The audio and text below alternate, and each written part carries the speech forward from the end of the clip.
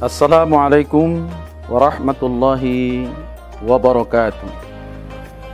Alhamdulillah allazi hadana lihadza wa ma kunna linahtadiya laula an hadanallah. Asyhadu an la ilaha illallah wahdahu la syarikalah wa asyhadu anna Muhammadan abduhu wa rasuluhu allazi la nabiyya ba'dah. Allahumma salli ala Muhammad wa ala alihi wa ashabihi ajma'in. Salawat dan salam kita persembahkan kepada Nabi Allah Muhammad Rasulullah sallallahu alaihi wasallam yang telah membawa risalah Islam, risalah yang benar yang dapat menyelamatkan kehidupan kita dunia wal akhirah. Salah satu momentum penting di bulan Ramadan adalah Allah menurunkan Lailatul Qadar, seperti yang disebutkan di dalam Al-Quran surah Al-Qadar yang berbunyi A'udzubillahi minasyaitonir rajim. Inna anzalnahu fi lailatul qadr. Lailatul qadri khairun min alfi syahrin.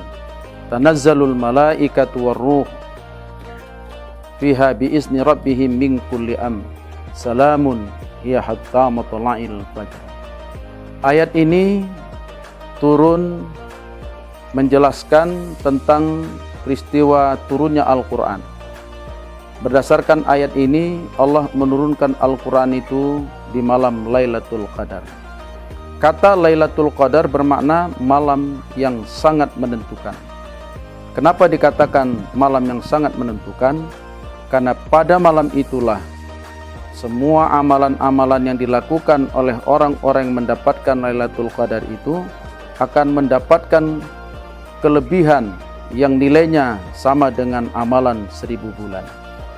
Oleh karena itu, bagi kita kaum muslimin, salah satu di antara harapan kita di bulan Ramadan ini adalah bagaimana kita bisa mendapatkan malam Lailatul Qadar itu.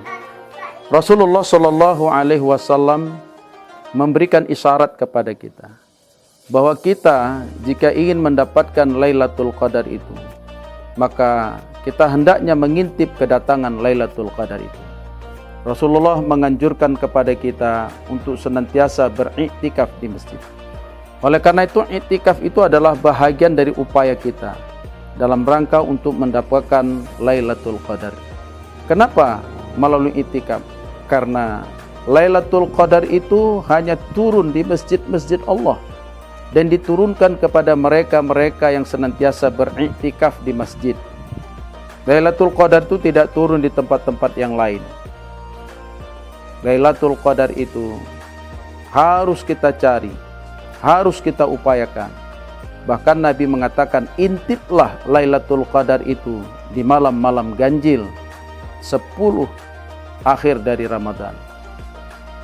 Malam-malam ganjil diantaranya malam 21, malam 23, 25, 27, 29 Ramadan. Itulah momentum bagi kita kalau ingin kita ketemu dengan Lailatul Qadar itu. Kita disuruh oleh Allah untuk beriktikaf di dalam masjid. Karena perintah iktikaf itu disebutkan oleh Allah di dalam Al-Quran surah Al-Baqarah ayat 187. Allah berfirman, "Wala tubashiruhunna wa antum aakifuna fil masajid. Tilka hududullah." Yang artinya, dan jangan kamu bersenang-senang dengan istrimu sementara kamu berniat untuk iktikaf di masjid. Demikianlah satu ketentuan atau batas-batas yang telah ditetapkan oleh Allah Subhanahu wa taala.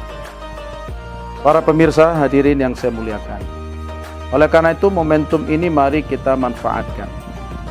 Sehingga kedatangan bulan suci Ramadan ini bukan saja sebagai bulan di mana kita menambah amal kita, memohon ampunan atas dosa-dosa kita, tetapi Ramadan adalah momentum di mana kita berharap untuk ketemu dengan satu malam yang sangat mulia itu. Yang malam itu bila kita dapati, maka amalan-amalan yang kita lakukan, maka amalan itu lebih baik daripada 1000 bulan.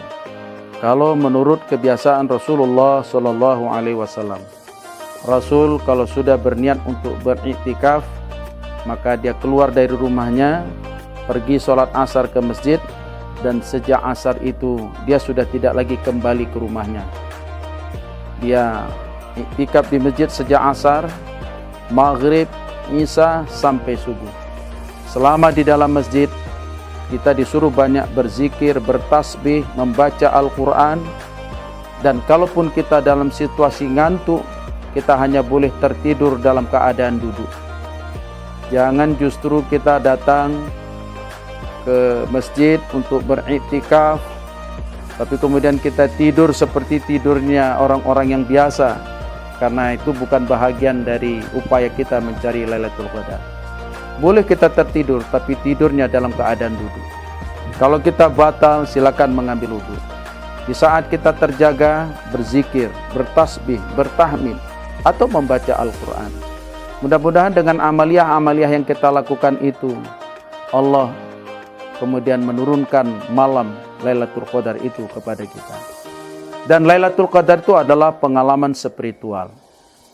Lailatul Qadar itu hanya bisa dirasakan bagi mereka-mereka yang memang mencarinya.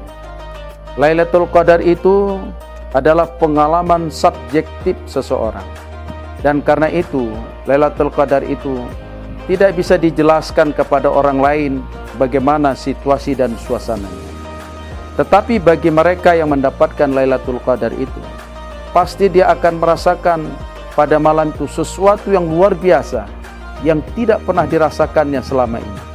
Suasana itulah yang kemudian dia berpikir, jangan-jangan saya memang malam ini sudah mendapatkan Lailatul Qadar. Dan ini tidak bisa kita ceritakan kepada orang lain. Karena kalau kita menceritakan bahwa kita sudah mendapatkan Lailatul Qadar, justru ini bisa menjadi fitnah. Maka Nabi mengatakan, bila kamu mendapatkan Lailatul Qadar, maka segeralah kamu pulang ke rumah kamu masing-masing. Kalau kamu mendapatkan Lailatul Qadar, pulanglah kembali ke rumah. Bangunkan anak istrimu dan ajak mereka beribadah pada malam itu. Dan pada saat itulah nanti kita akan mendapatkan satu suasana yang luar biasa, seperti yang digambarkan dalam Al-Quran. Salamun hiya hatta matla'il fajar. Ada suasana kedamaian, ada suasana yang sangat nyaman sampai terbitnya fajar. Mudah-mudahan inilah yang namanya Lailatul Qadar. Dan kalau itu yang didapati oleh seseorang, maka amalan yang dilakukannya itu sama nilainya dengan 1000 bulan.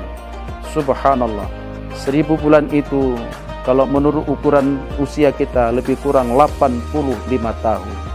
Bayangkan dalam satu malam kita beramal, nilainya sama dengan amalan kita selama 85 tahun. Mudah-mudahan dengan amaliyah yang kita lakukan secara ikhlas, secara rutin, secara berkesinambungan selama Ramadan ini, insya Allah Ramadan tahun ini kita mendapatkan apa yang disebut dengan Lailatul Qadar. Demikian yang dapat saya sampaikan. Mudah-mudahan kita semua termasuk orang-orang yang mendambakan Lailatul Qadar itu, dan insya Allah untuk mendapatkannya pula. Demikian saja. Nasrun minallah wa fathun qarib wa basyiril mu'minin. Assalamualaikum warahmatullahi wabarakatuh.